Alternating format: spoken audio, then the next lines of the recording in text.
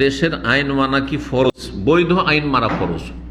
যে কোনো দেশে থাকবেন, এমনকি অমুসলিম দেশে থাকলেও যেসব আইনগুলি ইসলাম বিরোধী নয় মেনে চলা ফরজ। যে কোনো আইন, কেন অমুসলিম দেশে অধিকাংশ আইন বৈধ আইন আছে, আর বাধ্য করা হচ্ছে না, ধর্মীয় স্বাধীনতা আছে। সুতরাং আপনার ধর্মে যতটা স্বাধীনতা আছে সেই স্বাধীনতা মোতাবেক আপনি দিন পালন করবেন, আর তারপরে আপনি বৈধ আইনগুলি মেনে চলবেন। অবৈধ কোথাও হলে সেখানে আপনি যাবেন না, সেখানে বেঁচে থাকবেন। আপনাকে যদি কোনো একটা কারবার করার জন্য সুদ নিতে হয়, না হলে কোনো উপায় না, আপনি নেবেন না সুদ। আমি অত বড় লোক হব না, আমি অল্পতেই চলবো, কিন্তু আমি সুদে যাব না। জি, আইন মানা ফরজ। হ্যাঁ ফরজ। যেমন মোটরসাইকেল, উদাহরণস্বরূপ জিজ্ঞেস করছেন, যেমন মোটরসাইকেলে হেলমেট পরা আবশ্যক এবং 2 জনের বেশি 3 জন মোটরসাইকেলে চড়া নিষেধ। হ্যাঁ, আর এগুলিতে আপনাদের উপকারিতা আছে, বৃহৎ স্বার্থে এইসব আইন তৈরি করা হয়েছে, আর বৈধ আইন তৈরি করা হয়েছে। সরকার আপনাদের কল্যাণের জন্য বলছে, 2 জনের বেশি চাপবেন, অ্যাক্সিডেন্ট হওয়ার সম্ভাবনা বেশি। হ্যাঁ, আর তারপরে হেলমেট থাকবেন, একটু আছাড় খেলে মাথা প্রথম ফাটবে, আর মাথা ফাটলে মাথার উপরে যদি আঘাত লাগে তো মৃত্যু নিশ্চিত।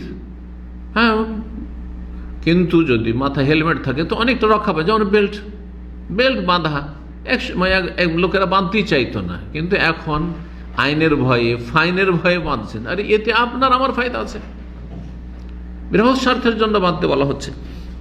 সুতরাং এসব আইন মানা ফরজ একবারে, না মানলে গুনাহগার। জি, বলছেন যে এগুলো না মানলে পুলিশ ধরতে পারলে জরিমানা করে, ভালো কাজ করত। যদি ফরজ হয় তাহলে হয়তো সাধারণ মানুষ জানে না। হ্যাঁ, জানতে হবে, কিন্তু দেখা যায় বেশিরভাগ হুজুরেরা এবং মাদ্রাসা পড়ুয়া ছাত্ররা এই আইন নিয়মিত ভঙ্গ করছে। তারা মাদ্রাসায় পড়ে আর হুজুর কিন্তু আমল করে না, বেআমল। কারণ যেমন আল্লাহর হক আদায় করতে হবে, তেমন বাপ মায়ের হক আদায় করতে হবে, ঠিক না? তেমনি সরকারের হক আদায় করতে হবে, তেমনি সরকারকে জনগণের হক আদায় করতে হবে।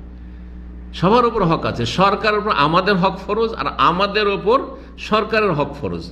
সরকারের হক কি? আল্লাহ বলছেন ওয়াউলিল আমরি মিনকুম ইয়া আইয়ুহাল্লাযীনা আমানু আতিউল্লাহ, হে ইমানদারগণ তুমি আল্লাহকে মানো, আল্লাহর কথা মানো, আদেশ নিষেধ মানো, ওয়া আতিউর রাসূল, আর ওয়াউলিল আমরি, রাসূলকে মানো, আর তোমাদের যারা নেতা দায়িত্বশীল তাদেরকে মানো। দায়িত্বশীল কেউ যদি বলে আমি কোম্পানিতে চাকরি করি, আমার ফোরম্যান সুপারভাইজার কথা মানতেই হবে, হ্যাঁ মানতে হবে, এতে আপনার কল্যাণ আছে, মানতে হবে, মানা ফরজ। যদি না মানেন আপনি গুনাহগার।